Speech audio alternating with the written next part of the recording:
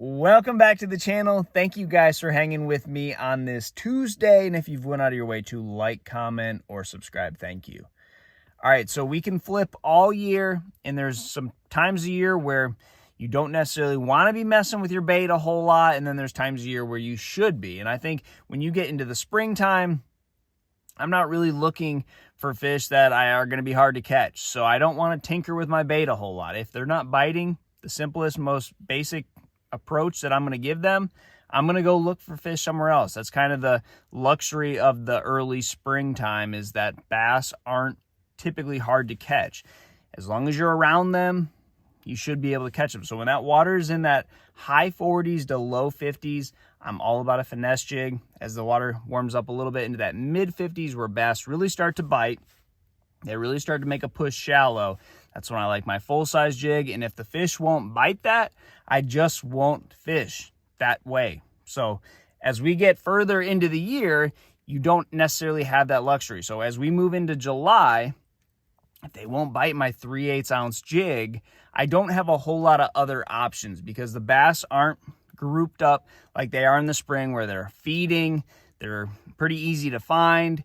It's not like that. You know, they're going to be dispersing. They're going to be on really random places.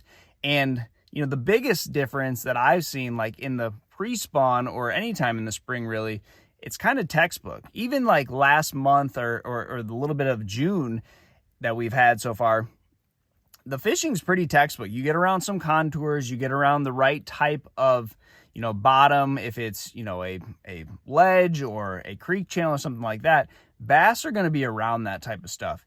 As we get later into the summer, it becomes random. You know, that drain, literally a drain pipe, you know, that culvert pipe, the bass could be stacked up there. Or they could be way in the back of a creek. And in the springtime, you pretty much know what docks are going to be good.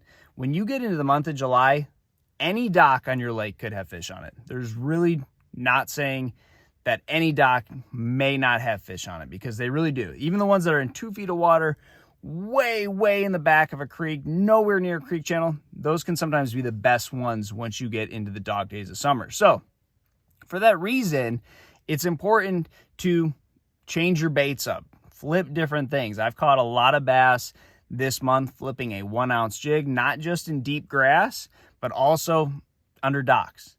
So a quick fall, something that they can't get a good look at, is important. But I also think there are some other baits. So if you flip a creature bait, that's one of my favorite baits to flip in the spring. I've gained a lot of confidence, probably like you have too, because you can just get a bunch of bites. You flip that around the spawn. Typically, if you put that on a bed, a bass is going to bite it. But as we get later into the year, I think it's important to try some different options. You know, I think we try to make certain baits one-dimensional when really you can do a lot of things with them. So a trick worm. I don't think worms get flipped as much, you know, with the invention of all the different jig heads and all the different creature baits rather. So this hook, a 3/0 flipping hook, is the perfect size for a trick worm, a Magnum finesse worm, a speed worm, and also smaller creature baits. So like a Reactions Innovation Small-E Beaver.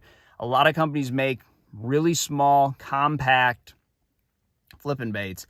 And I think this is the time of year where those really shine. So I'm just going to rig this up and show you guys what this looks like on a 3/0 flipping hook. Because, you know, earlier in the year, it's all about a 4/0 flipping hook. It can be a, you know, a straight shank flipping hook or an extra wide gap superline hook. Both really good hooks for flipping.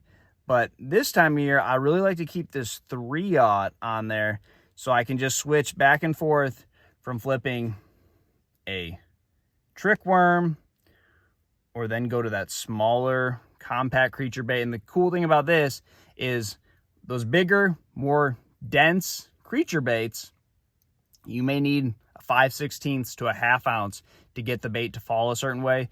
These you can go down to a 3/16 or a 1/4 ounce, and it's going to have the same rate of fall.